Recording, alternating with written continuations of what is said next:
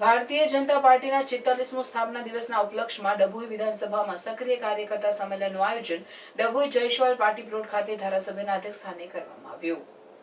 આ પ્રસંગે ધારાસભ્ય શૈલેષભાઈ મહેતાએ ભારતીય જનતા પાર્ટીના કાર્યકર્તાઓને તેઓની કામગીરીને શ્રેય આપ્યો હતો। કાર્યકરોને સંબોધતા તેઓએ જણાવ્યું હતું કે બીજી ટર્મ ડભોઈ વિધાનસભામાં ધારાસભ્ય માટેની અભૂતપૂર્વ સફળતાનો સાથે તેમણે કહ્યું કે આ સફળતા તરીકે મારી નહીં પણ આપ સૌ કાર્યકર્તાઓની છે કે જેમના વગર આ શક્ય જ ના થઈ શક્યું હોત। કાર્યકર્તાઓને અમૂલ્ય શિખામણ આપતા તેમણે જણાવ્યું કે દરેક કાર્યકર્તાઓએ હંમેશા પોતાના બૂથને મજબૂત બનાવવા પ્રયત્ન કરવો જોઈએ।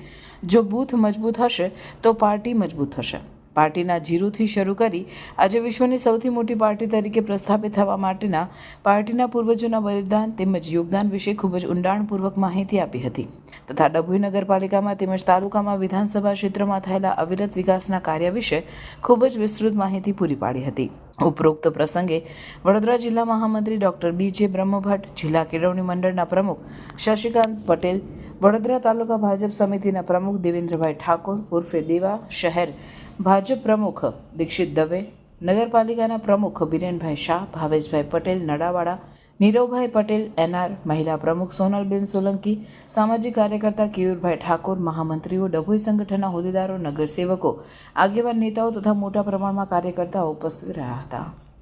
પંચાયતથી માંડીને પાર્લામેન્ટ સુધી ભારતીય જનતા પક્ષનું શાસન છે અને 13 કરોડ જેટલા સભ્યો આજે ભારતીય જનતા પક્ષમાં જોડાયેલા છે। ત્યારે પાર્ટીના સ્થાપના દિવસ નિમિત્તે આજે સક્રિય કાર્યકરોનું સંમેલન અને આપ જોઈ શકો છો કે મોટી સંખ્યામાં ડભોઈ વિધાનસભાના કાર્યકરો અહીંયા ઉપસ્થિત રહ્યા છે અને તમામમાં એક નવો ઉત્સાહ, નવો સંચાર છે।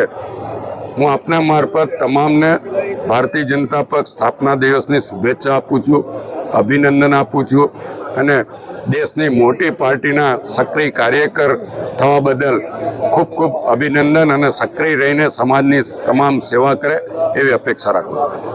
પાર્ટીની વિચારધારાને છેવાડાના માનવી સુધી મૂકવા માટે આજે સક્રિય સભ્યોના માધ્યમથી પાર્ટીએ જે બલિદાન આપ્યા છે અને જે પાર્ટીએ બલિદાન આપીને પાર્ટી મોટી થઈ છે એની વાત કરવા માટે આજે પ્રદેશ તરફથી હું આવ્યો હતો।